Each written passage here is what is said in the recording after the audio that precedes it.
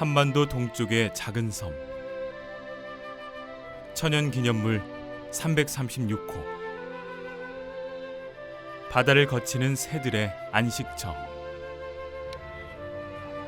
난류와 한류가 교차하여 다양한 어종이 모여드는 황금어장. 천연 가스층이 발견된 해저자원의 보물창고. 신라시대 사람 이사부부터 조선의 안용보, 그리고 1950년 해방 이후 독도 의용 수비대원들까지 많은 사람들이 지키고자 했던 곳. 경상북도 울릉군 울릉읍 독도리. 저는 대한민국의 영토 독도입니다.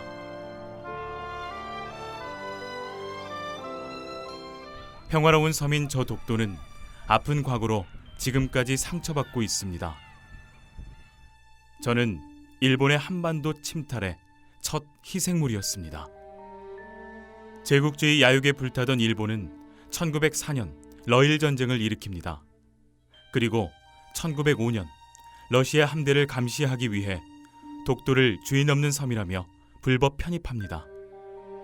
그런데 저 독도가 과연 일본의 주장대로 주인 없는 섬이었을까요? 1145년에 발간된 삼국사기를 포함하여 한국의 수많은 옛 문헌과 지도들은 독도를 오랜 옛날부터 한국의 영토로 기록하고 있습니다. 특히 1454년 제작된 세종실록 지리지는 울릉도와 독도의 위치를 정확하게 밝히고 있습니다. 그리고 1900년 대한제국은 칙명 제41호로 독도가 한국 영토임을 다시 한번 명확히 합니다. 일본의 기록은 어떨까요? 일본은 1905년 이전에는 독도를 일본 땅이라고 주장한 적이 단 한 번도 없습니다. 오히려 수많은 일본 문헌은 독도가 일본 영토가 아니라고 분명히 말하고 있습니다. 17세기 말 일본은 공식 문서를 통해 독도가 공식 영토가 아니라고 스스로 인정합니다. 1877년 일본 정부 최고 행정기관인 태정관은 일본 전역의 지적을 편찬하는 과정에서 정밀한 조사 끝에 독도가 일본과 관계가 없다는 결론을 내립니다.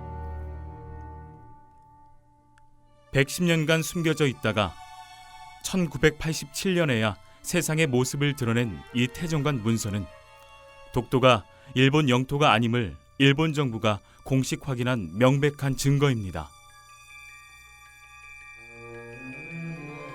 1945년 제2차 세계대전이 끝나고 카이로, 포츠담 선언 등 전후 처리 과정에서 패전국 일본은 폭력과 탐욕으로 탈취한 모든 지역으로부터 쫓겨납니다. 저 독도도 한국의 품으로 돌아옵니다. 그리고 1946년 연합국 최고사령관 각서 677호는 독도를 분명한 한국의 행정관할 구역으로 선포합니다. 분명 시간이 지난 다음엔 일본과 저희가 이러한 가치의 문제 때문에 많이 싸우게 될 겁니다. 잘못 교육받은 일본 메인스트림과 또 우리의 젊은이들이 다음에 대응을 하게 될 텐데요. 그에 대한 일환으로 순수한 국민운동으로 막연히 독도는 정부가 지킬 거라고 지금 국민들이 생각해왔고 지금도 그렇게 생각하고 있습니다.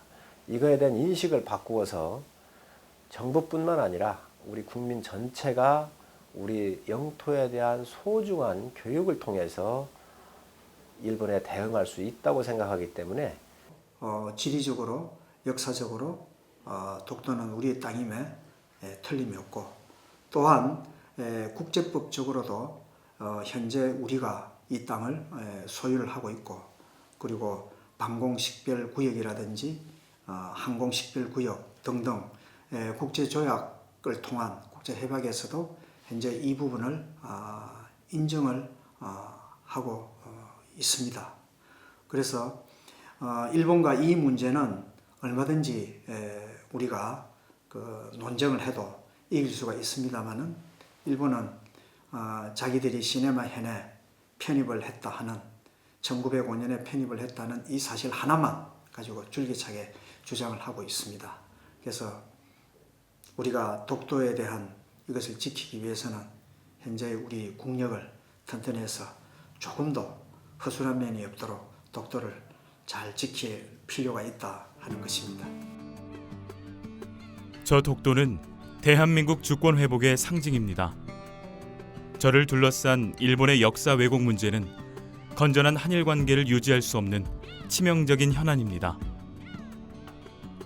동반자적 관계로 미래를 열기 위해 일본의 끊임없는 도발적 행동으로부터 평화의 섬, 저 독도를 기억하고 지켜주세요.